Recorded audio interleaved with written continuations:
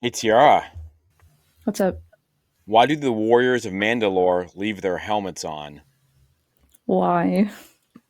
It's mandatory. No, thumbs down, boo! Boo! Get out of here! What are you doing Oh, here? brilliant. Welcome to episode 98. And this week we're going to be talking about Star Wars military. One of us that stink. Roger, Roger. Jedi.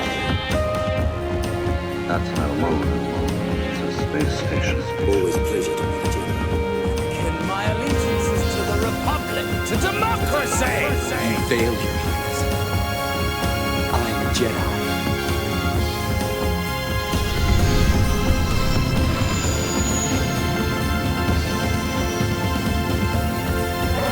Hello, explorers, and welcome to episode 98. And we have a whole bunch of Star Wars goodness to go through. And we are talking all about Star Wars military life. And as always, if you like listening to us, watching us on the YouTubes, please like, share, and subscribe. Now, this week we have no Charlie as she is at home recovering from lightsaber fighting at Birmingham Comic Con. Therefore, we've pulled out the big guns and we've brought our good friend Tiara back on the show. Now, Tiara, let everyone know who you are, where you're from, and about your amazing channel.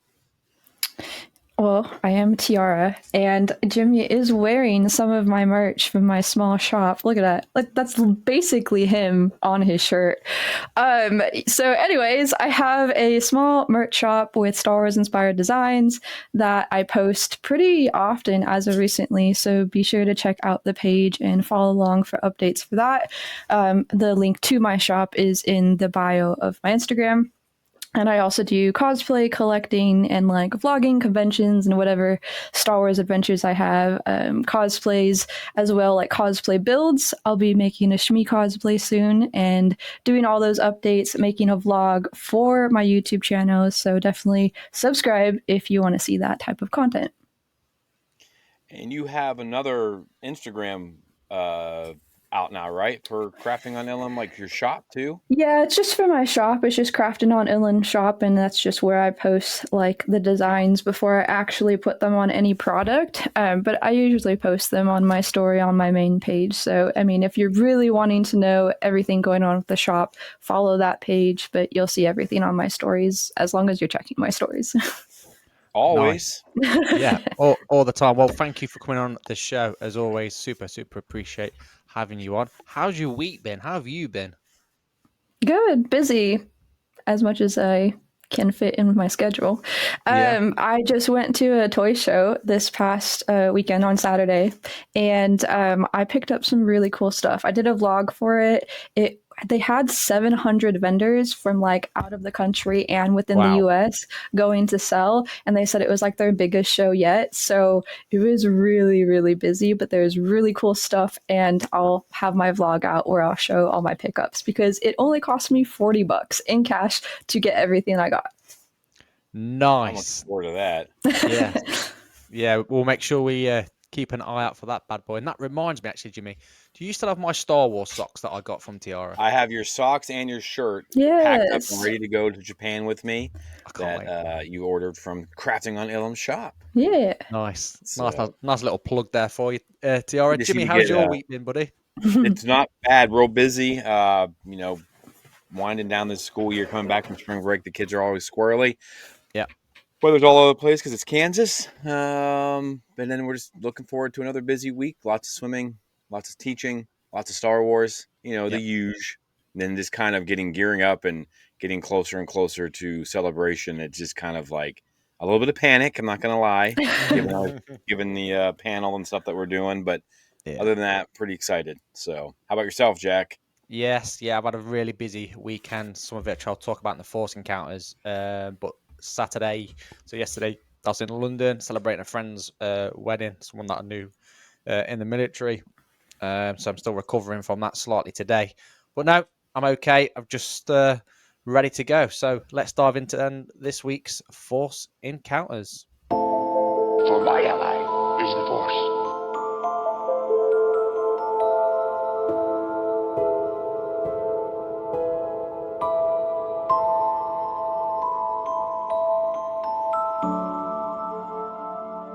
Okay, so this week's Force Encounters, Tiara sort of already mentioned yours to do with your little toy collectibles haul. Have you had any more Star Wars encounters this week you want to tell us about? Or was that your main Me? one?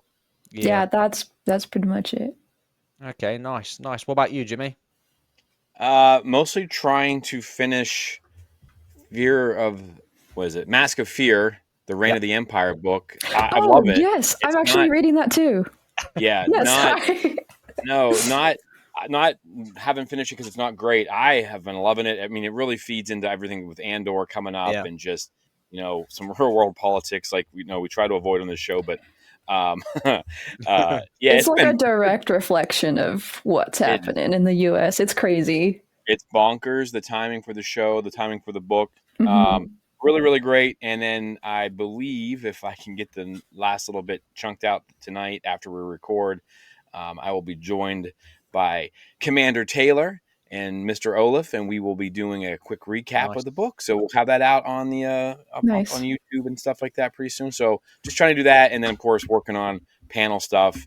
Now that the guys, they told me I got to find, the guys from Fantatrax told me they got to find, obscure facts. So I'm going to be digging deep. Nice. So That's about it. So this week for myself, just to finish it off, I obviously had the Star Wars event on the Friday at Redditch in the UK. It's an event organised by a guy called Wayne. Absolutely amazing event. Long story short, it was 10 Star Wars guests from all eras in a room, 3-course meal. You get a photo with all of them as well, including the price, and it's less than £100. Absolutely big value for money. It's amazing. There's quizzes, there's raffles.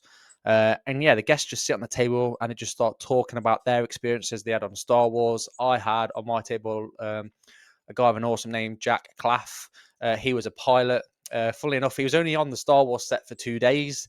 That's the only exposure he had. And he tried telling us that he only had a small part, and we'd all argue with him. There's no such thing as a small part in Star Wars. Every part's a big part. Loads of amazing stories. Absolutely fantastic night. Mark Rolfe was there with his band, the Max Repo band, the guy that does our music for the podcast. Again, absolutely killing it on the guitar. The singer of his band, they did a Return of the Jedi, Jabba's Palace, where she started singing on the mic. So the singer, I forgot her name. I'm sure it's Amy or Katie, but she learnt the words in Huttese and sang it in Huttese like the film. It was insane. Honestly, it was absolutely insane. And then, yeah, just to finish off my Force encounter, I've just finished doing Fantatrax Live with the guys over there, Brian and Paul. Again, massive shout out to Fantatrax for inviting me on. And I've just remembered another massive thing, Jimmy. What else happened to us this week? Begins with 4, ends in K. Oh, yeah. We crossed over 4,000 followers on Instagram. Woo! Pretty excited about that. Nice. Yeah, it's been going insane. So again, thank you to everybody that's been supporting us and helping us from the start. People like Fantatrax, people like Tiara crafting on Ilum. We've had when the messages coming in, the feedback's coming in. There's so much more from us that's happening. And obviously, not to forget, we've got the big one at Star Wars Celebration Japan with our panel 11:30 Friday on the Hollow Net News stage. Awesome. Shall we jump into the news? Sounds good. The people in this crowd will soon be among almost 40,000. For those who are among the 900 with news media or promotional tickets, this sneak preview probably will be the only chance to see the Empire Strikes Back. Okay, so this week's news, then we're starting off with Star Wars Beyond Victory. It's a mixed reality playset from ILM and Lucasfilm exclusively, which absolutely breaks me, for MetaQuest 3 and 3S. Essentially, it's a virtual reality headset from the company. Players will follow Sebulba, the best pilot in the galaxy, in my opinion. And yeah, essentially, you're going to be a pod racer. What's not to love? Personally, for me, though, the only thing I don't like is it's not on your PlayStation, your Xbox, etc. I don't know why they keep chaining themselves to do one platform. Fans attending Star Wars Celebration, though, will have the chance to pick up an exclusive Marvel comic as well from the amazing author Ethan Sachs that did the Bounty Hunter series as well.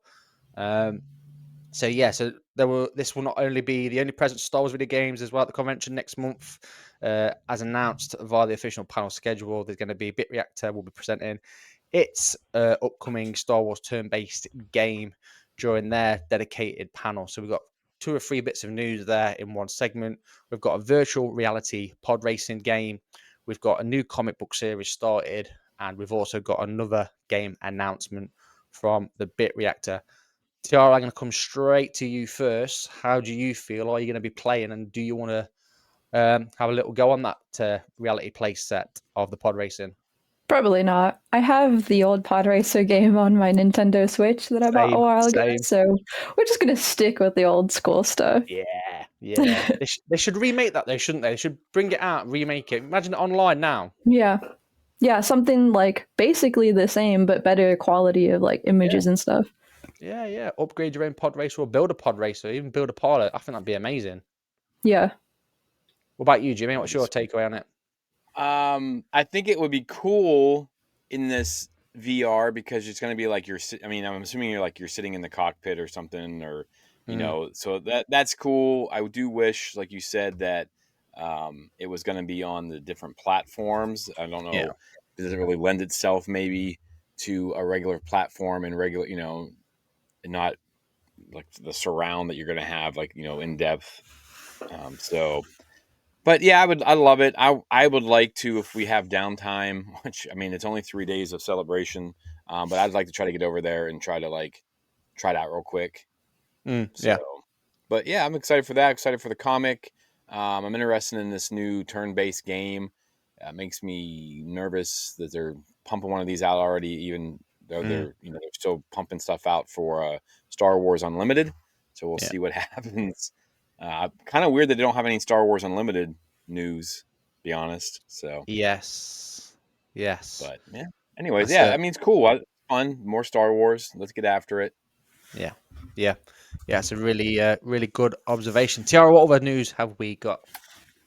We have got, I assume, is a novel or the comic book you were referring to. It is called Star Wars: The Path of the Lightsaber, which is an action-packed adventure that takes the reader along on the relatable journey to learn what it takes to actually be able to use a lightsaber. It kind of sounds like the Jedi Knight video game.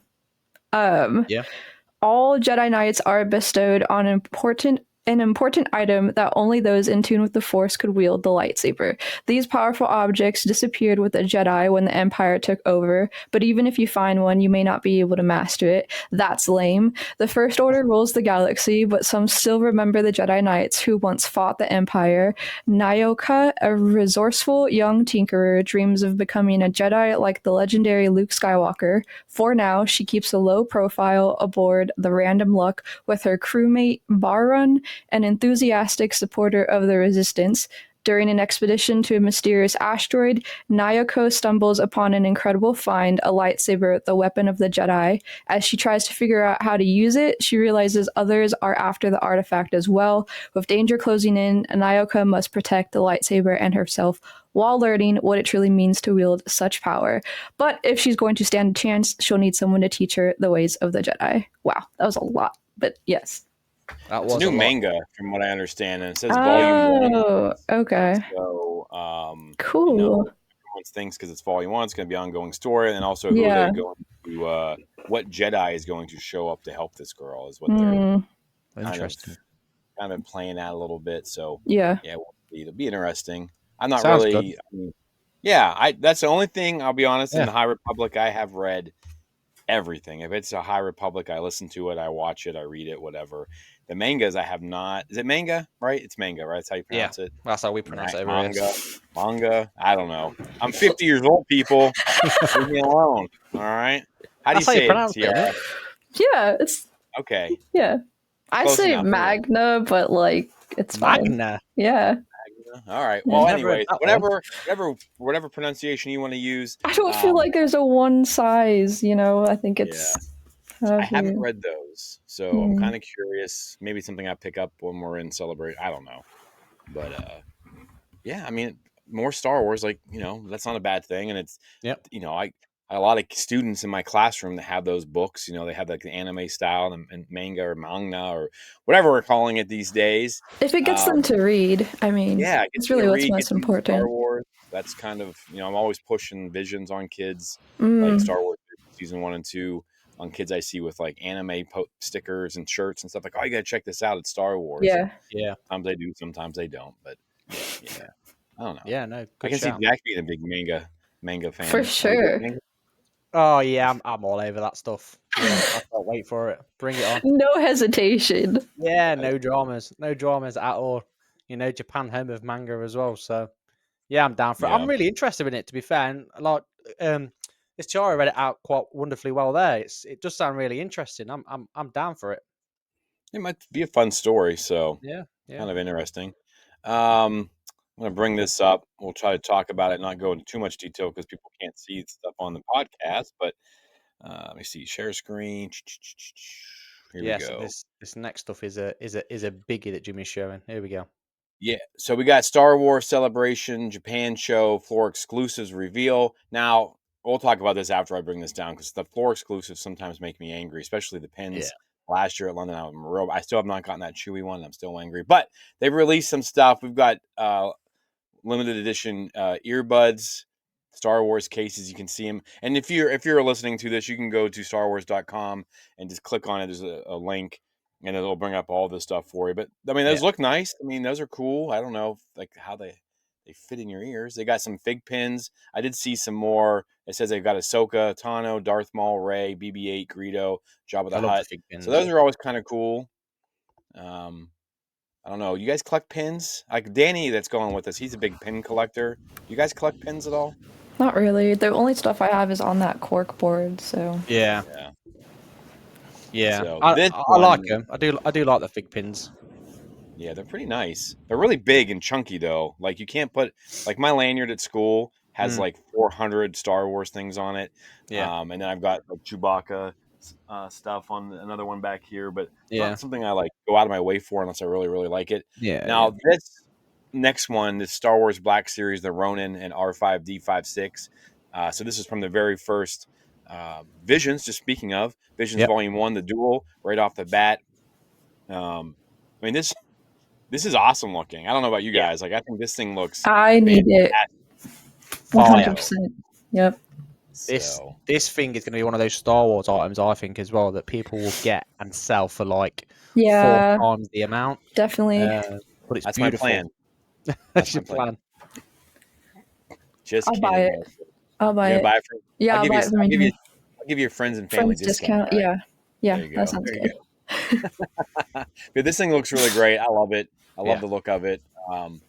And I'm surprised it's taken this long to get it out, but it does make sense that, and also that voice actor said that he's not done playing the Ronin. So, I mean, maybe we're getting more of that in season 3, which would be pretty cool.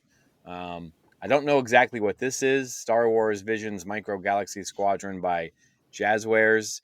Tiny but mighty, the first to market X-Wing is accompanied by its dedicated crew of Kara and our duo from the Star Wars Visions Volume 1, the twins. Oh, that's the twins one. All right. Yeah. So more Vision stuff. So they're really playing up to the pushing it out. Yeah. the anime and the Visions, things like that. I don't know. I'm not going to bother with that at all. Oh no, it says one of 3,000. I think on that box though. So it might be. I don't know. Yeah, I'm not going to chase it. Celebration 2025 tile by the Lego Group. So it's just a Lego. Yeah. Tile. Yeah, just a tile. But again, those things people collect them and they'll sell for like 5 times the market value. It's crazy. That piece, $50. Yeah. Well, I won't go into my. Ooh, that's pretty. Yeah, this is pretty slick. Yeah. Now, I think Tiara, I think you need this to go along with that one you won at Rebel Scum. Yeah, great shout. That'd be cool. Gorgeous, but they've got this Darth Vader Cherry Blossom limited edition porcelain sculpture by Ladro. I'm not sure. Obviously, we know how well I pronounce things, but this is an all-white Vader with, the rising sun, the flag of Japan. It's got Mount Fuji. It looks like Fuji's on there, and then they've got cherry blossoms coming on his cape. Looks gorgeous. Yeah. Again, check this stuff out on StarWars.com. Beautiful piece. Is this something you would get, Jack? Because you have a big, you have a hot toy.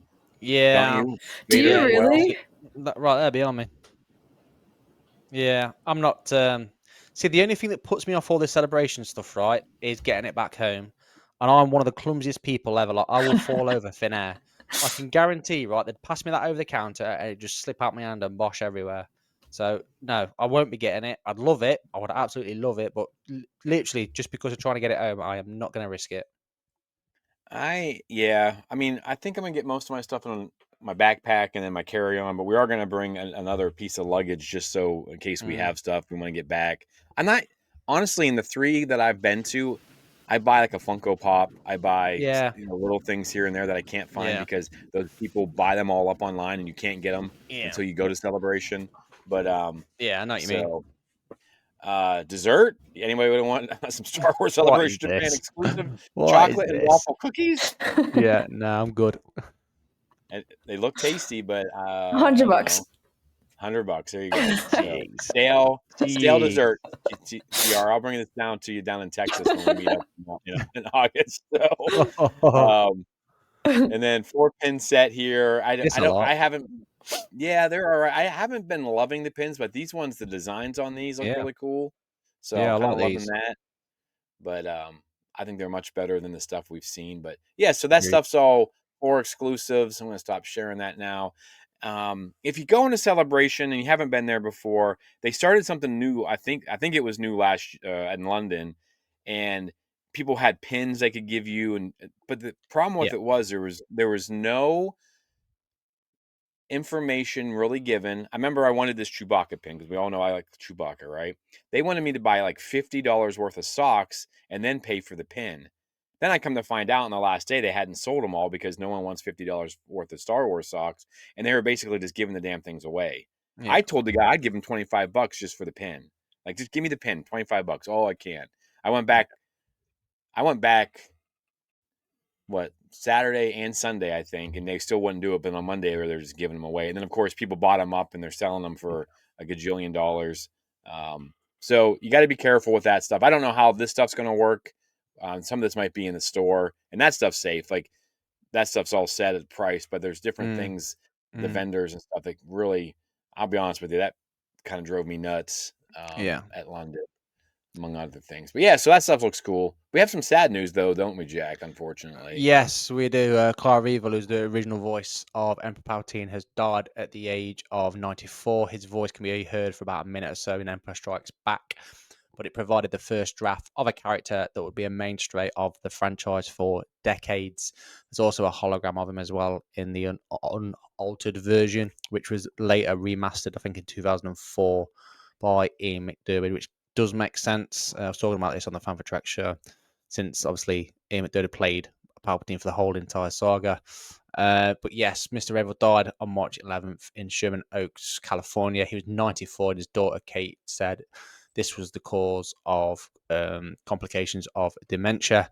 However, he had such a massive impact with the small choices made in introducing Palpatine, for example, making him emotionalness with a touch of regality, were anything but. And yeah, he provided a first draft of a character that people would be hooked on for decades, and his performance projected power without raising his voice while making it believable that Darth Vader, the character up to that point everyone feared, could also fear him. So the thoughts and prayers go out to Reval family from everyone here at Explore the Force. Jimmy, what else you got for us?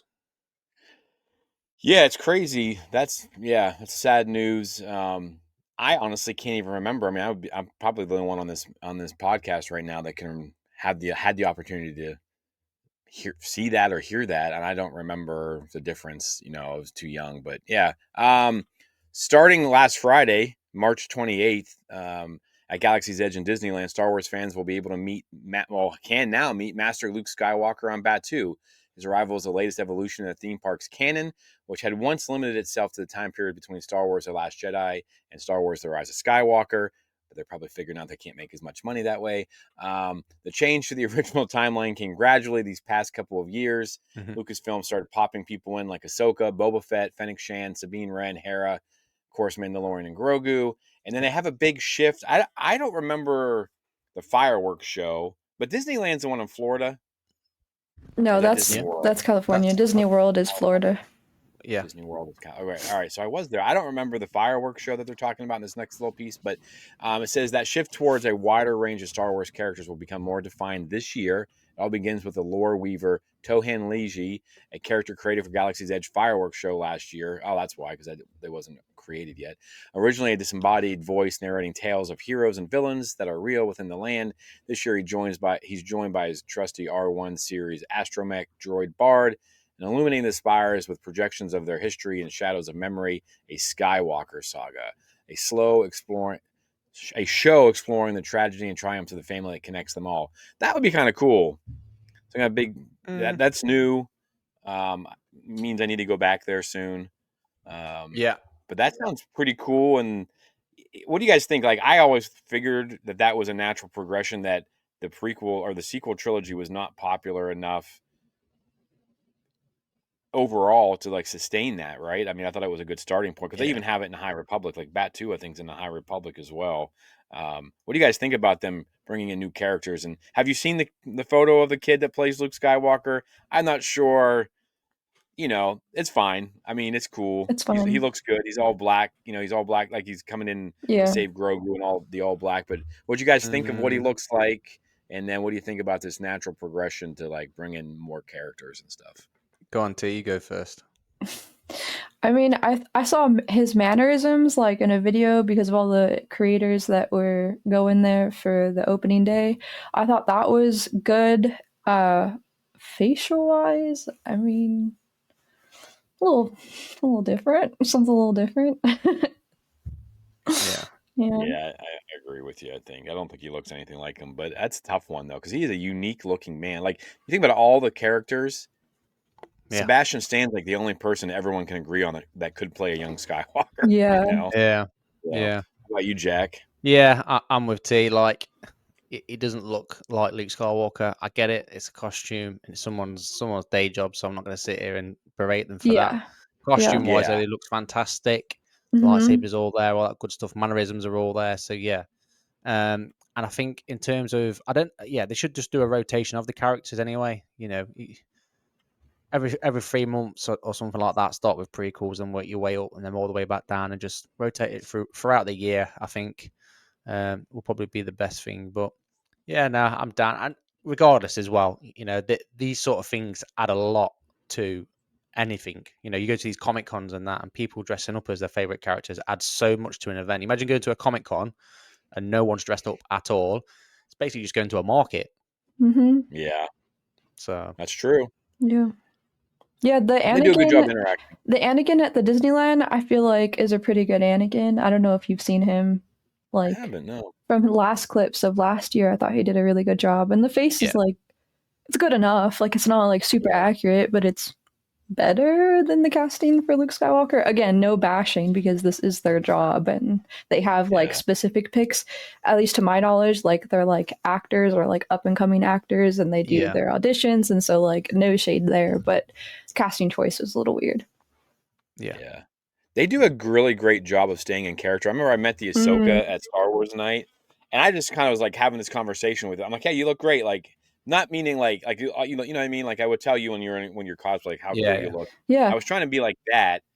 And she would not break being Ahsoka. It took me like, I don't know if it was because it was like midnight or something. It took me a while to figure out, like, why is she like responding to me this way? Like, is she like, am I putting off a weird vibe? I'm like, wait a minute. Contract. She's Ahsoka. Like, she's not, I'm trying to talk to her like she's a person. Like, hey, look, you look really cool, and she's all like, thank you, sir. And I was like, it took me forever. She's probably like, that guy's an idiot. She's probably like, oh, weird, like walking around, talking to me like a normal person. So kudos to her for not breaking character, even though I was probably annoying the hell out of her. Oh, brilliant. Such a dad. Really, yeah. What a guy. In other news, what have we got, Tiara? What's next? Yes, so all of the merch that's coming out for May the 4th, because Disney's exclusive Star Wars collection set to drop this May, promises to make our galaxy a whole lot more stylish. The media and entertainment company announced today that they will launch a May the 4th Be With You collection, which will launch on DisneyStore.com and in person at Disney Parks. And you guessed it, May 4th. The limited edition drop includes a lineup of apparel, accessories, and collectibles celebrating the George Lucas franchise, which marks its 48th anniversary this year, which is crazy. Leading up to the launch, the Disney Store will launch weekly Star Wars themed product drops starting on Friday, April 11th. Right. Let's be honest here, yeah. 48th anniversary this year. I'll probably wait personally until the 50th, just because it's that number. Yeah. Yeah, I don't necessarily like stuff that has like May the 4th on it. You know what I mean? Like, 'cause Yeah. then, Yeah. like you can wear it like very limited time. That's like Star Wars gear. I have Yeah. one shirt, I think. But yeah, I think you're right. And I was actually what popped into my head too, Tiara, when you're reading that, it's 48th anniversary, which what's the 50th year going to be like? That's going to be Yeah, it's got to be something gonna be special. nuts. So because it'll probably be a celebration that year. Mm-hmm. I mean, I'm kind of About to hyped go for that that all way. of a sudden. Like, Yeah. I didn't even doing the news and putting this stuff in there. I didn't even think about it, and now I'm like, oh my gosh, like Yeah. Yeah. in 2 years. And I Yeah. got permission because it'll be my that'll be my 51st birthday. No, it'll be my 50th, right? I don't know. I'm old, and so that'll be like my 50th birthday present to myself is going to wherever this is going to be, no matter Yeah. So where I'll have to go with I'm you. Yeah. going. So Yeah. yeah, very cool, very cool. You don't want And any again, of the stuff like the popcorn bucket, there's a Jawa one, there's a Death Star one that lights up. I love those things. Is that for this stuff, or is that for the release of the? No, for May 4th. There's a Death Oh, I Star and didn't a see that stuff Jawa. on there. I just Yeah. saw like t-shirts and Oh, stuff. I'll have to nice. take a look at it. No, Yeah, I'll send you not guys the seen that. post of it because I saved it because Alright. I'm like, well, I'm not at California, but like I could Yeah, maybe buy one. Yeah, that's cool. And let's be honest, when we're talking about merchandise, there's only really 2 shops in the Star Wars galaxy you want to be looking at. Obviously, you've got Tiara over there. Obviously, Make sure you yeah. check her shop out. But we've also launched our own shop, haven't we, Jimmy? We have. And look at that. Look at Straight that out of the model. modeling Yeah. agency. Handsome chap. You know, he's got the looks to rival that of a young Han Solo. But yeah, if you're interested, head over to Redbubble. All the links over below. We've sold quite a bit, to be fair. Again, let us know whatever you want more of. You know, if you've got an idea or something you want the design to go on, just let us know. We can make it happen. Yeah, and it's that's the merch that you want to be getting. We need to get Charlie and Tiara to team up and do like a joint effort shirt. How sick would that be? Yes, Two of you Tiara guys in combine a your Like a Inquisitor. limited edition. Yeah, limited edition. For sure. That would be pretty sick. Yeah. I want to say too. So we bought stuff. We got these light hoodies from there, and I don't know what extra large means to these people at Redbubble, but like, so we laid my wife's down, her medium, right? And I laid mine down because I like a little room. I like a little comfy room, you know. Yeah. And it's Yeah. barely any bigger than her medium. So I reached out to them, and they're replacing it for free. No issues. No, now my wife has 2, and I'll get 1. So they're really Result. easy to work with. Yeah. So if something doesn't come the way you want it, they're pretty easy going. I'm sure if you start taking advantage of it, they'll call you on it. But yeah, I was pretty pleased. I thought I'm gonna have to jump through some hoops, blah blah blah. But they were like, no, we'll send it, and it's already been sent. I did that Nice. yesterday, Nice. and it's been printed and sent. So last bit of news: Claudia Gray, The High Republic, her book Into the Light will drop on April Fool's Day. Also, my wife's birthday. So if you see my wife, tell her happy birthday. But I think it's kind of cool because Claudia's, I think, first book in The High Republic was called Into the Dark, and her last book in The High Republic, at least these phases, is Into the Light. Full circle.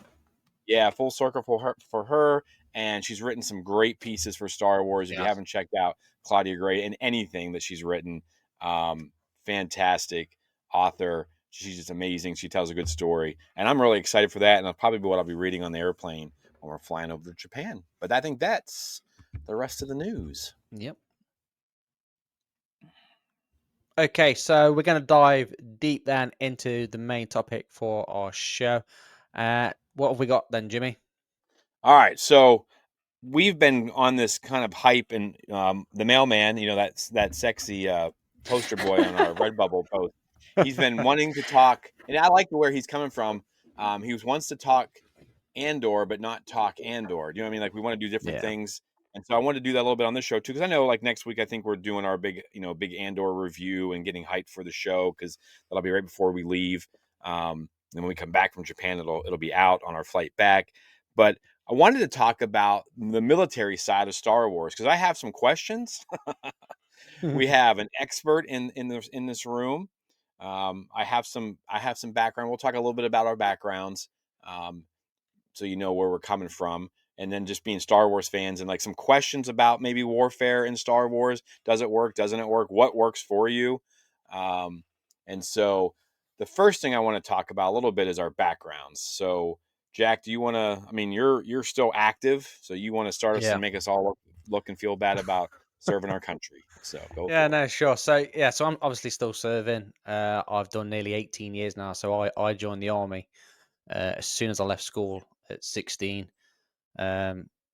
Yes, been going 17 years. I spent nearly 2 years in Afghanistan when that was kicking off.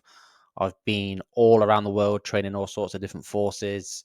The only continent I've not been on is the African continent. Everywhere else, I've been and covered. My background where I am now, so I'm in a unit called the SESC. It's basically training and advising units within the British Army. I spent 13 years in the infantry, where I got to a point where I wanted to transfer into the SESC, so I left as a corporal. And now, join the SESC, and now I just go around training people, advising people, and just making sure everyone's training safely. That's the ultimate goal for my unit. Nice.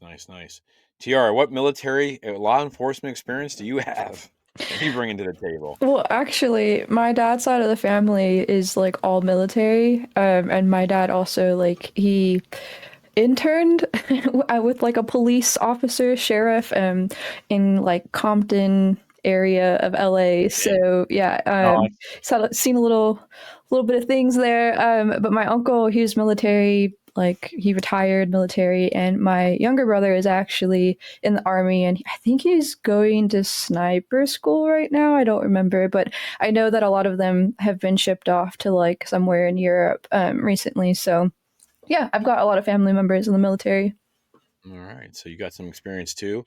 For myself, I spent a few years right out of high school, like Jack. I got out eventually. I was in the U.S. infantry for the Army, Bradley fighting vehicle driver for most of the time, then a gunner for a little bit of it. Just before I got out, I had the world's best timing for a U.S. infantry soldier ever. I got to my regular duty station.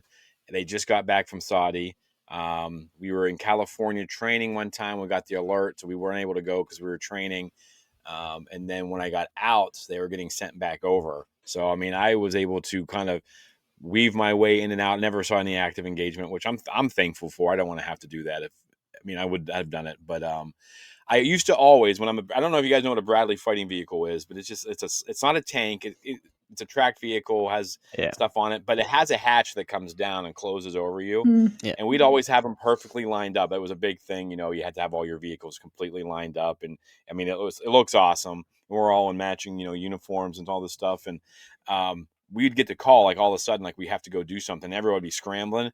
And I remember this as a kid, like 18-year-old kid with $1 billion piece of equipment at my beck and call. I'd be running up the ladder, jumping in, putting on my CBC helmet, and I'd reach up and I'd grab that hatch. And as I was pulling it down, I'm like Luke freaking Skywalker, baby. And I'd shut the hatch. And I mean, vividly can remember getting goosebumps like the first time I was able to ever do that. Yeah. Pulling that down, and you got the mic and you're talking to your Bradley commander and stuff like that. But so yeah, that's kind of where I come from.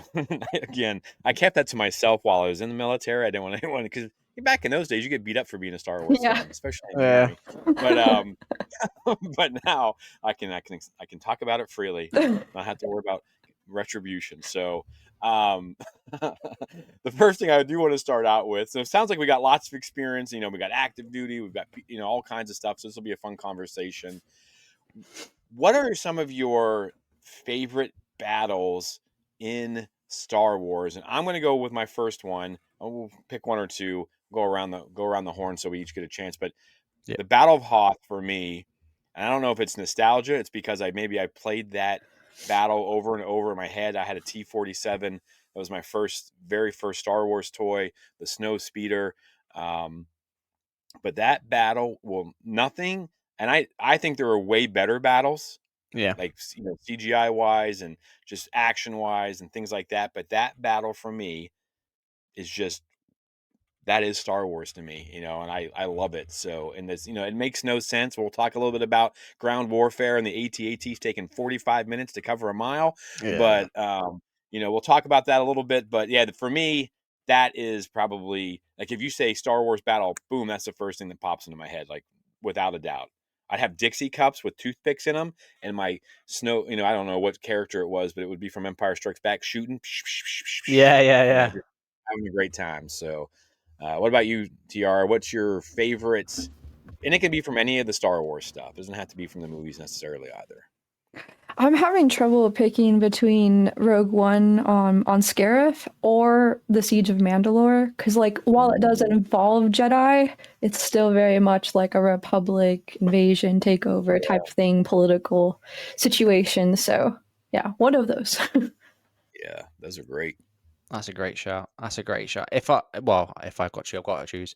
My favorite one, Attack of the Clones. Where the Jedi are dropping in, the gunships dropping in, Geonosis, the troops. yeah. Yeah, the Battle of Geonosis is for me probably one of the best battle scenes. I get a lot of it CGI as well, but yeah, in terms of action, strategy as well. Air dropping in, catching the enemy by surprise. I think it's absolutely class. Yeah, Battle of Geonosis for me, Jimmy. Very cool. Yeah, that's a great one too. Yeah, man, there's so much good stuff in Clone Wars. I'd love to see it. I'd love to see a live action, just Oh, little show or something. Can you imagine? That'd be nuts. I'll do one more.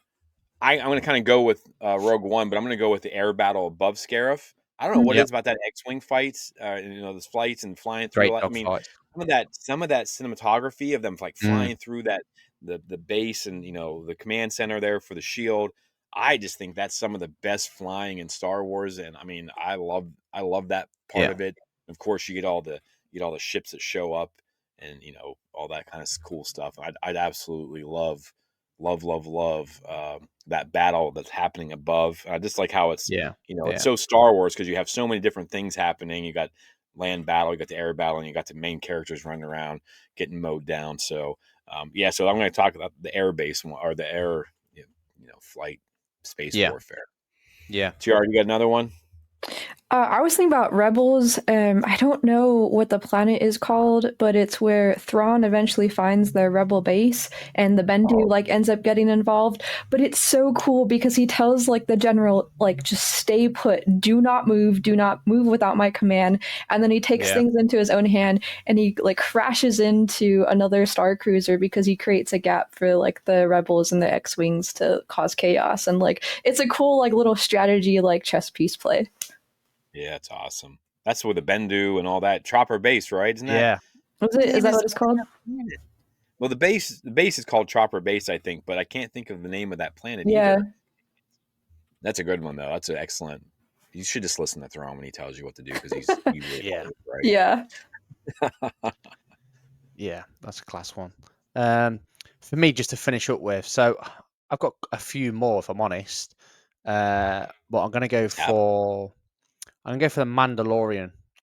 When they're retaking, oh gosh, what's the planet called? Season 3, when they drop back in and take it back over from the Mandalore. pirates. No, it wasn't. It's not Mandalore, is it? It's Grief Karga's Oh, place. Navarro. Navarro, yes, that's the one. Navarro, yes. Yeah, so when they drop back in again, air assault, classic, very organised, pushing through. Yeah, just a lot of action in that as well. Even when they're bringing in the big guns, the pilots, Paz comes in with his Gatling gun and just lays waste to people. Yeah, I really enjoyed that. And I think one more I'd give a real shout out to is A New Hope, the very first battle you've seen.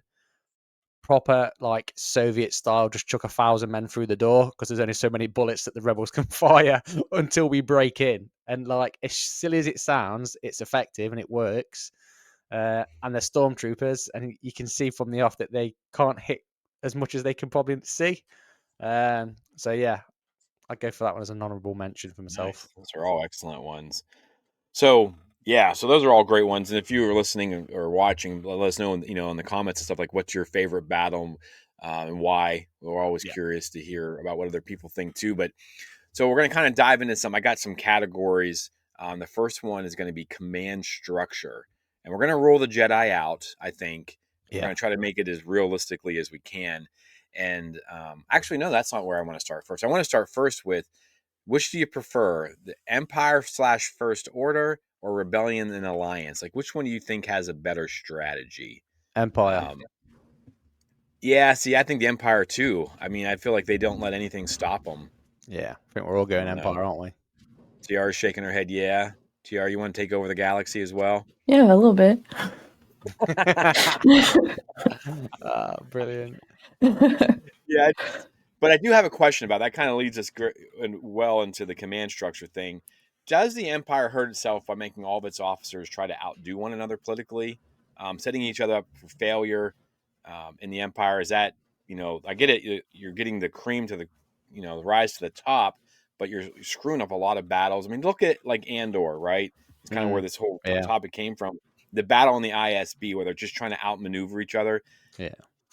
Is that, I mean, I know from my little bit of experience that like moving up the ranks in the lower area, there's not a lot of politics. It's just about doing your time and you get bumped up if you don't do something stupid. Yeah. Now, when you get into like general territory, there's a lot of politics and things that are involved in that. I understand that. But I don't know. Do you guys feel like that's, I mean, look at Krennic and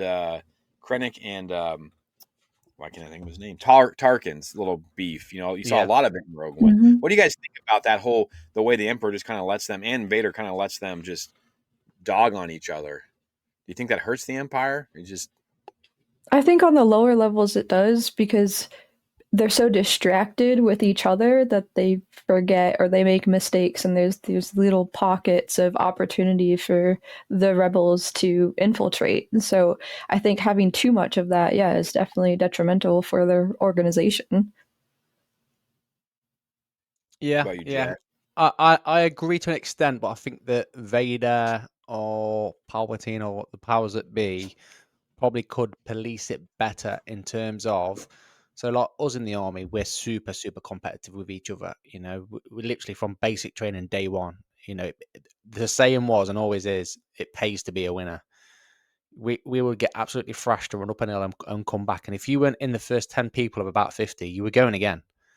And that will only help you get fitter, stronger, faster, etc. It's the same thing with the Empire, and that's why I really do like the Empire, because they're pushing each other so much to get so good and so high up the ranks. But like Tiara said then, they're not doing it properly to the extent, like they're making these mistakes because there's so much pressure. But at the same time, I get it, because they can't afford mistakes because it's costing hundreds, if not millions of lives, because it's a galaxy-wide effort. So I'm not saying that Vader and Palpatine probably shouldn't be as strict, but probably hold back a little bit on some forced jokes.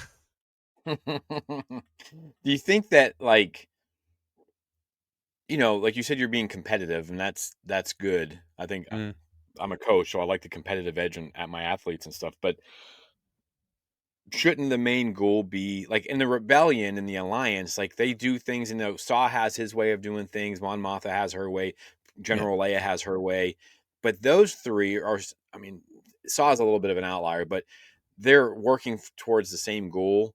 And I don't feel like the most of the time when I read or watch a Star Wars, I don't feel like the Imperial officers have the Empire's best interest at heart. They have their best interest at heart.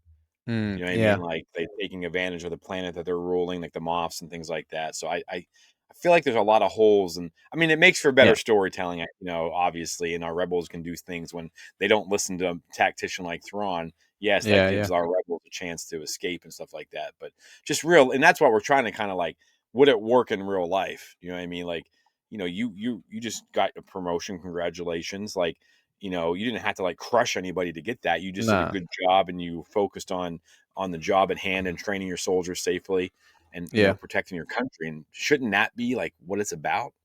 Yeah, 100%. And you hit the nail on the head there. And it does happen in the British Army, where people will sort of get over each other to reach a certain stage. and that's what sort of happens with the Empire. Like you say, ultimately everyone should be following that one goal, which is what they all have in common. Like, talk about Saw Gerrera's lot, the partisan rebels. They're not the Rebel Alliance. It's a completely different. They're a completely different group, and I think that's what we're going to see more in Andor season 2. But more on that next week. So yeah, like you said, Jimmy, I think if everyone's got the same goal and the same mindset, it's going to be more achievable. The organization will pay off more. But when you're doing it for your own self gain, it's going to be a massive conflict of interest with other people. And I think that's when problems start to arise. Yeah. Well, you, Tiara, anything to add to that? I mean, I don't have much experience in the field, so I don't know like how it really is like in the military, but to me it just eventually I feel like when you create so much competition, then those people in the military force start to look outside, and then that's how you get like corruption, because you start like taking deals or making bargains, and then ultimately leads to a bigger flourishing problem. Yeah. I mean, you see it in all like the shows and things like that. And I mean, I don't know how much of it happens in the real world, but we're really in our Star Wars films and our books. I mean, we've seen, you said you're reading Mask of Fear as well, and you can see a lot of that stuff happening in there, all the things like that. Cool. Yeah. So I like that. Let's kind of move on. We can combine these a little bit. Ground tactics and air and space warfare. I have a really big question, and I hope one of the two of you can help me understand this. They blockade an entire planet, yet how? How do you blockade an entire planet? Now I understand like in Skeleton Crew they had it masked, but they had like thousands of like satellites out there masking it, making it look like one thing. But like you sit there and like the for Naboo when they put the trade embargo on it and they surround it. But there's like 5 or 6 ships. So they're like, oh, we have this planet surrounded, sir. No one's going to escape. And there's like 4 Imperial cruisers or Star Destroyers. You're like, can't they just go like in the atmosphere, go around and then shoot off the backside? Like, I don't understand. Is this just movie plot armor that we're talking here? Like, I'm confused. I've always been confused by it. Naboo is such a passive planet, though. Like, they're not equipped to be aggressive, and they have like a couple of starships. That's what I think about. You said that, but all right, fair point. So this is sort of, again, I'm not a military expert per se. I believe there's more people out there, but what I'm getting at is how I think they do it is similar to real life, where, as you two probably know, right, planes have paths to take in the air so they don't crash. It might sound crazy if you've never heard it before. So there's a road in the air. So my theory on this would be that it's the same thing for the planet. So Naboo's got certain pathways that people have to go on to get to the planet. Now, if people aren't taking those paths to get to the planet, then they're probably not going to end up on land when they're going into the planet. So they could end up in the sea for whatever reason. So sort of counteracting what Jimmy's on about with the blockade, they're probably just choosing the most important routes or likely routes, and then not making, let's say, a whole wall of ships all the way around, because there's just no need for that. But yeah, it's stopping people from coming in as well as getting out. But obviously, one ship got out. Yeah. Okay. Yeah, because I mean, just like Tiara's, example of warfare, like the rebels get out, the Boo ship gets out. Obviously, I mean, we've seen it like even in the Last Jedi, they're firing ion cannons. In Empire Strikes Back, they're firing cannons at the ships to get distract them and things like that. I just don't feel like it works. Like, I love it. Don't get me wrong. Like, I'm sitting here, I'm picking it apart, but I mean, I love watching it. I'm not mad at it. I just, we're trying to compare it to like real life, and just trying to like starve out of planets. You know what I mean? Yeah. So, that never really fit for me when it came to, we have the planets like the Trade Federation and things like that, and some of the stuff we've read. But ground tactics and things like that, like we can look at the we can look. I mean, the Separatists, the Confederacy, they do just, they're basically like, it's like olden times. It's like Civil War. Meet in a field. I mean, literally, they meet in a field and they just battle each other. Just walk forward. Like these tactics. Imagine with this technology, though. When you think about the casualties that we've had even in like starting in World War One, World War Two, and these things, Yeah, and yeah. the minor. And now you're talking about guns that, now correct me if I'm wrong, Jack, the blasters and things like that for like stormtroopers. Do they run out of ammo? No idea. No idea. I think there's a Like, magazine fitted to the guns. And again, if we're going off like Battlefront games, they obviously run out at some point or they cool down. And so I'm going to say there's not ammunition. I think it just gets to a point where the ammo pack becomes unusable because of the heat. So maybe okay, they have to let's swap that out again. This is the thing about a fantasy universe, isn't it?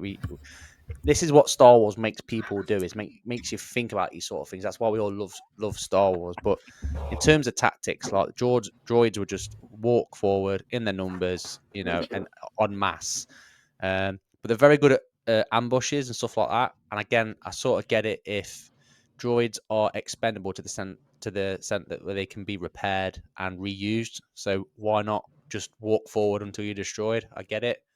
But then with the clones, more than the stormtroopers, I guess, they use real tactics. Like there's no movement without fire, and that's a classic thing with infantry. You do not move unless there's fire going from your direction to the enemy's direction. So there's quite a bit of realism. The use of grenades and stuff like that, detonators, is pretty class. But yeah, ground tactics for the clones of the battle droids is pretty good. And again, Scarif, amazing battle, lots of movement, lots of fire. No one's ever really like stood behind a wall or a pillar and firing when there's loads of blasters coming in. I think it was Chirrut and Bays. They were stuck. They were pinned down, and they're still getting shot at. Like that's pretty accurate. I don't know anybody that gets up and runs when they're getting shot at if they're behind good cover. And no, look what happened to those two guys. So yeah, yeah, in terms of ground tactics, they got it pretty much spot on, I think. all right. So I was just rewatched. Oh, go ahead, Tiara. Just a FYI, Google says that the Star Wars blasters do run out of ammunition. So just now you Because have it that seems tidbit. like it's like in a regular movie where they never run out of ammo. Like making back in the there's this time period called the 1980s kids, right? Yeah, And yeah, and the hero would never run out of ammunition. He would shoot and he would shoot and he would shoot. All the bad guys would run out of ammunition, but like Rambo and those guys would never run out. So it's always kind of like, and you'll see it in Star Wars. Like sometimes they only run out when it fits the story. So I felt like that's always been a little bit confusing to me personally. Like, yeah, yeah. how does it work? Yeah, so So stuff like that, like lads in the army here, we call that the Hollywood magazine, and we say to people like, "You've not got a Hollywood magazine. You can't just pull the trigger and that's it. That's you unlimited ammo cheat. You're good to go."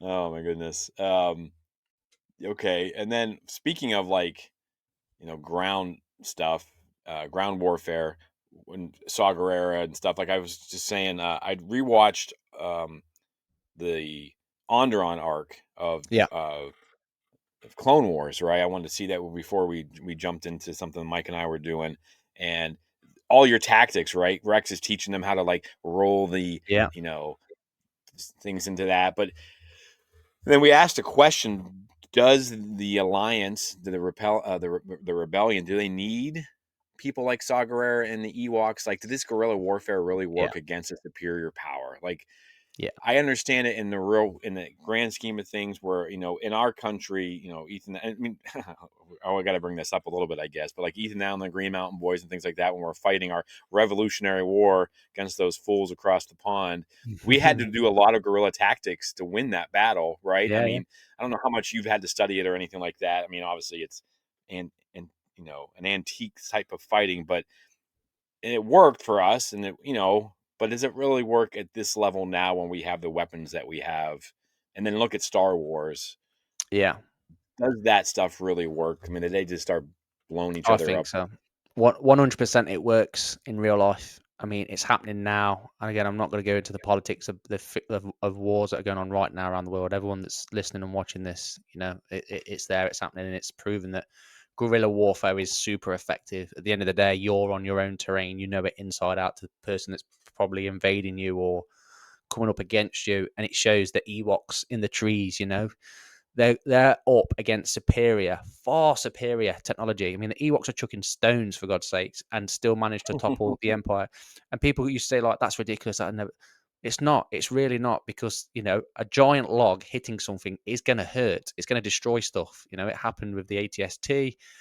there's numbers, there's ambushing going on. Like guerrilla warfare is super effective, and that's why Saw Gerrera is so good in what he does. And it's not just a case of guerrilla warfare. It's not just a case of like hiding in the trees or the floor boot sewers and stuff like that. There's other things that go on in guerrilla warfare, as in politics wise or proxy wars, where proxy wars are where they get someone else to fight their war for them. And I think in Andor season 2, again, more on this next week, we're going to see that. We're going to see a dirty side of the rebellion, and I think it's the rebellion that started that massacre. Yeah, I'm a little bit concerned that it's going to make them Luthen not be quite the. I mean, I know he's pretty ruthless, but I feel like that's going I to be think it'll bad. be What do you think, TR? Like when you watch the Ewoks kick the stormtroopers' butts, and I will tell you we were sat in that panel. Remember that was it? Oh my gosh, I can't think of his name, but he's talking about just beating the crap, like physically beating the crap out of because they found out that they were getting paid less, the actors, and they were just taking it out on those stuntmen like something fierce. They But also when you see switched that, out their tools. Like it was supposed to be fake, and then they were accidentally actually using the real like hammers or whatever, Nice. bats or whatever. That was really bonkers. funny. Yeah, Yeah, I think it was Kevin Thompson, right? Isn't that his name? I I think think so. he was like a bunch Yeah, of Ewok stuff. But yeah, yeah. what do you think about when you see, and that's a lot of Star Wars. The little guy standing up to the bully, and I mean, I Yeah. think that goes with the themes of it. But what do you think when you see like the Ewoks and Saw Gerrera? And I mean, there's two very different types of people. Like Saw Mhm. Gerrera is willing to do whatever. Ewoks are just trying to survive. Yeah. I mean, when I first saw the Ewoks when I was younger, I thought it was a bit silly. I'm like, what's happening? Why are these teddy bears like throwing rocks at these people? But when I was watching Clone Wars, you see it so much in Clone Wars and in Rebels, Yeah. like on Lothal, like they use their terrain. That's literally how Ezra takes out Thrawn. One, yes, using the Force, but also how they organize it is because they know that planet like front and back. And then like you brought up about training like the people on Saw Gerrera's planet, like it's their planet, and so they know like the ins and out of it. And so I think like that is interesting to watch take place, like yes, in a fantasy world, but I could see it being really effective in the real world. Yeah. Oh, cool. All right. And I have one last one to talk about. It's super weapons, right? We've seen this. I mean, Star Wars franchise is based off, a Death Star, a second Death Star, a bigger Death Star, and then a Yeah. fleet of Death Stars, right? So, what point, and you sit there and you think about the Cold War, and we start building up. I'm trying to try not to get too teachery on this one, but both sides are building up the British. I mean, not the British. Sorry, the Americans, and when we teach it, it's all about America versus Soviets, and we're spending billions and billions of dollars. We have missile silos hidden Yeah. all over our country. At what point do the rebels say, "All right, let's build our own Death Star"? I mean, is that a possibility? I'm surprised don't- that they didn't have any like scientists, like they hire scientists like the Empire did. That is a little bit of a confusing point when you think like a lot more deeply about it. Is like, well, in order to counter, like you don't have to make something so malicious like a Death Star or like star planet destroyer ships, but like at least something to help balance the playing field. Yeah, because I mean, think about it. Like historically, like all those scientists left Mhm. Europe to come and try to help the United States be the ones Yeah. get the bomb, and so that Germany could not. You can imagine. I mean, just think about how the war shifts if Germany's the one with the bomb at the end, like that. It's a little scary, right? I mean, given the time period and who was in charge of things. But what do you think, Jack? Do you think it's weird that the rebellion never kind of like organized enough? Is that the problem? They weren't organized enough because they were a rebellion. They were guerrilla warfare. Yeah. No, I think it's a factor of quite a few things. So again, like we said, the Rebel Alliance is the clues in the name, alliance, right? So that's lots of small little splinter groups that formed into one. What comes with that is like Tiara saying, the scientists' point of view, getting the scientists cost a lot of money. Super weapons cost a lot of money. The Rebel Alliance has not got a lot of money. So again, you can put it down to that. But I'd probably say the biggest thing is, and this is looking from a point of view for like the Geneva Convention stuff. You imagine if the Rebel Alliance, had a Death Star themselves, and they were like, right, Coruscant, that's where the Emperor is. Let's do it. Bosh, gone. They've just lost a whole load of supporters. You know, it's not as easy for the Rebel Alliance to start chucking death lasers across the universe like Starkiller Base. I mean, that was wild. You know, you think it again from a military perspective. You imagine just firing a nuclear bomb, just chucking it across the sky. Like, let's hope it don't hit a plane. They flew it across an entire galaxy, and it managed to hit nothing apart from the actual target. So I think it comes down to what's the word I'm looking for here? Like their beliefs, so to speak. I can't remember what the word is I'm looking for. Do you know what I mean? Though Well, they're not willing to do. They're not willing to do that to win. Their morals. Yeah, their That's it. morals are their principles. Yeah. Yes, principles. Thank you, Ti. Their principles are totally different to the Empire. Whereas the Empire is like, we'll blow that planet up, older on, but you know, they're all terrorists. We'll spread the propaganda out, not a drama. Yeah, that's no. I mean, that's a good point. I think that again, next week we'll probably talk about it a little bit, but like, is the downfall of Luthen and Saw, you know, because Mon Mothma, obviously she rises to the top of the leadership by the time we get to Rogue One, and then by the time we're into the original trilogy. Yeah.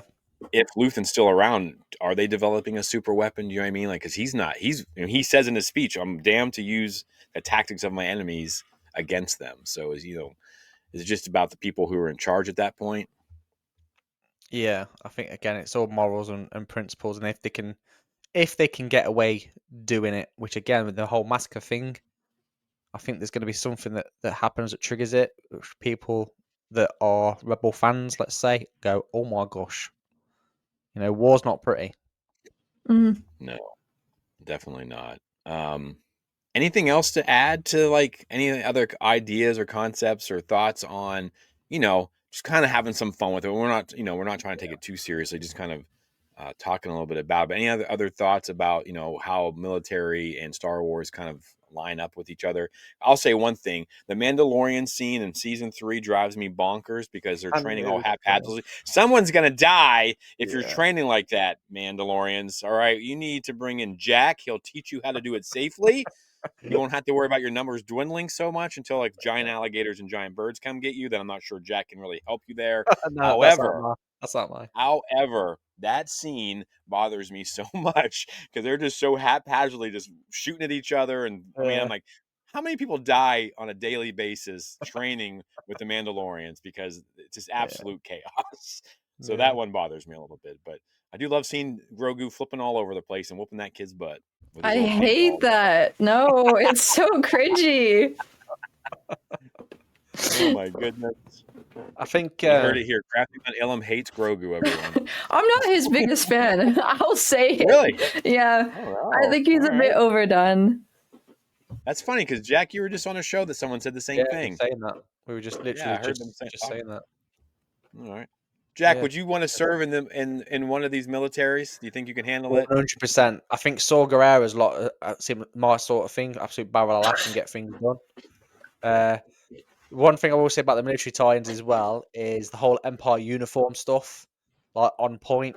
Again, this is fantasy. It's all make believe, but again, it's Star Wars, right? There's so many things in Star Wars that relate to people from all walks of life. Like there's loads of things in Star Wars that relate to me. That's I'm thinking, I'll look at the uniform and think, yeah, you've done a great job ironing that. That's Christine. And then I'm seeing the machine where it comes down and going, I need one of them. That's what I need. There's loads of stuff. The markings on the ships, the formations, little tiny aspects. It's not just a case of, there's 5 guys, there's the Empire. Let's meet in the middle. Let's go for it. It's organized. It's everything's got that element of fun as well. As crazy as it. And what's ironic as well, actually, when I was on a Star Wars event Friday, someone asked me, it's like, what have you been up to in the army, blah blah blah. And I told them, and they were like, well, how do you feel about all like the fighting scenes with the blasters and stuff like that? And I literally said, I find it like it's just relaxing, but it's quite comedic, like how they do it. There's no like, even though they're out to shoot each other and kill each other, etc. That doesn't come across. Does that make sense? It's more like a fun sort of. I want to say laser tag because you don't really see like heads roll off or anything like that or anything crazy unless you're Jango Fett. I mean, that's probably the most extreme kill in Star Wars in my opinion. If they'd have showed us what happened to Brutus in Skeleton Crew, that'd have been one of the most brutal kills. Or the guy that flew up into the trap. They infer to a lot of things. Yeah, Mhm. yeah, but I cannot think of a more extreme kill than Jango Fett losing his head. Like there is nothing else for me. Maybe the Yeah. suicide drive from Hondo, not Hondo. Um, God, what's the name? Last Jedi. Holdo? Holdo. Holdo. Thank you. Holdo maneuver. Yeah. That's Yeah, a fan yeah, favorite. yeah, yeah. But there isn't, is there? There's nothing really like. Oh my God. No, I think the Clone Wars is probably more intense. Minus Rogue One, I think that the Clone Wars is more intense than most of the movies. Mm. Yeah. Like the stuff that Oh, happens and when the Jedi sending the clones to their death, like just telling them to charge forward and that General like Pong Krell. Yeah. yeah, Pong Krell. like Yeah. Yeah, I don't know. That's crazy. What about you, TR? Any final thoughts on any of this stuff? Not Cover a lot of really. it. I get chills every time I watch Attack of the Clones and Obi-Wan looks over and sees like all the clones in formation and they're marching. Like the music that's playing, the unison. I know that it's CGI, but like I've been to like boot camp graduations and other ceremonies and I see it like I've seen it in person and so I see like the reflection of that and I think it's really cool of how like Yeah, uniform the military can be. Emphasis on can. Yeah. yeah. No, that's cool. Good point. Yeah. Good point. Good point. Yeah, I think we've covered it. I mean, let us know in the comments and in the the chat and stuff like that what you guys think. We missed something about the warfare doesn't sit right for you, something that you love. We're just kind of having a fun talk about it, not taking it too seriously. But let us know. Awesome. Right. Thank you for listening to this week's episode. As always, like we've already mentioned, get out there and buy some merchandise. Head over to our Redbubble page. And also make sure you're checking out Crafting on LM. Loads of awesome merchandise. Highly recommend the socks. You're still doing the socks, Tiara? The only ones I have are the Captain Rex socks. That's pretty much it. That's the ones I've got. That's the ones I've got. Yeah, highly recommend. Obviously, Jimmy, one of our other models of the show, you want to stand up, give us a twirl. He's got the Balon shirt on show for us. So again, Yeah. head over to the shop, make sure you got one of those. And whilst you're there, head over to the shop, get one of these bad boys as well. And yeah, over to you, Jimmy. Yeah, Tiara, thank you for joining us. Yeah, thank you for And I having want to me. say one thing too is like, go to her shop. Our stuff stays up for a long time, like it's up there. Yeah. Your stuff comes and it goes pretty quickly. Yeah. I was like, what? I only have like 2 weeks. I got to do it. But folks, you will have stuff that nobody else has at conventions. Limited Like time. nobody else will have this Balin sculpture. Mm-hmm. Or you know what I mean? Like it's kind of cool. You've Yeah. done an awesome job, Tiara. We really appreciate Thank you. you being part of our journey so far, and Yeah. hopefully we continue that Of relationship. And course. looking forward to possibly having myself and Jack in Texas. Yes. If That's that gonna be so works much out, that'd be fun. great. Yeah. But yeah, so just again, we want to thank all the listeners, like we've said before. We want to thank Tiara again, and go check out her stuff on YouTube as well, and on Instagram, TikTok too. Yeah, I Sometimes. think a little I bit. post Yeah. random things on there, so She does. But just thank you guys. Like Jack said, we're almost at like 4,400 already, and just we really think, we know in the grand scheme of things, it's not as big as some of these channels out here, but it really means a lot to us. Everything that you guys do and the support you guys give us, and just keep your messages coming, your questions, things like that. We love it. This show is all about. It's all about you guys. Yes, and remember to like this episode and share it with your Star Wars friends and family. To follow us on our social media platforms, all you have to do is search Explore the Force, all one word. We're on Facebook, Instagram, TikTok, X, Threads, Blue Sky, and YouTube. Please, please, please like, share, subscribe. Thank you very much. Thank you very much, Tiara. Absolute legend. Appreciate your time as always. All right. And for all of us, we have spoken. See you guys next week. Can't wait for my socks. Genuinely. Close your eyes. Feel it.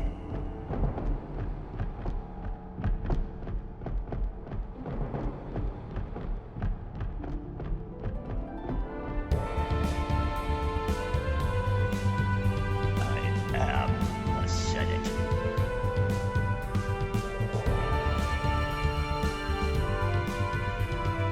As wise as Master Yoda, as powerful as Master Windu.